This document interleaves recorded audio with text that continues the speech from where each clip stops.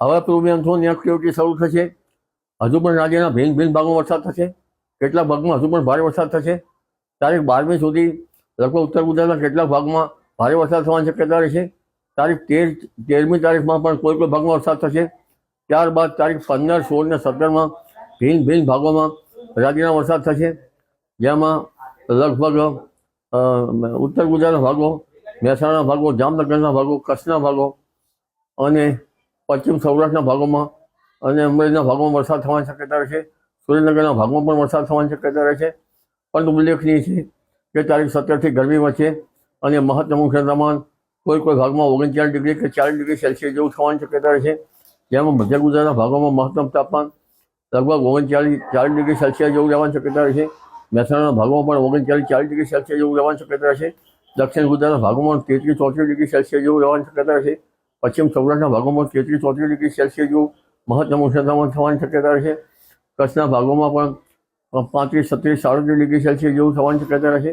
પંચમહાલના ભાગોમાં પણ 36-37 ડિગ્રી સેલ્સિયસ જેવું મહત્તમ ઉષ્ણતામાન વધી શકે છે.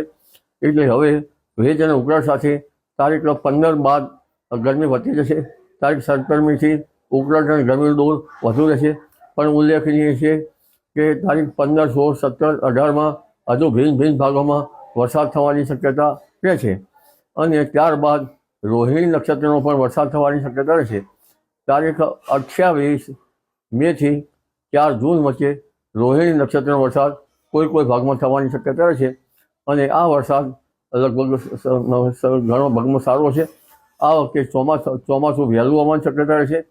તારીખ 13મી મેથી જ pre monsoon activity Andaman Nicobar ટાપુ પર થવાની શક્યતા રહેશે. કદાચ જો હવામાનમાં ફેરફાર ન થાય તો 28 મેથી 2, 3, 4 જૂન વચ્ચે કેરળ કાંઠે ચોમાસું આવવાની શક્યતા રહેશે.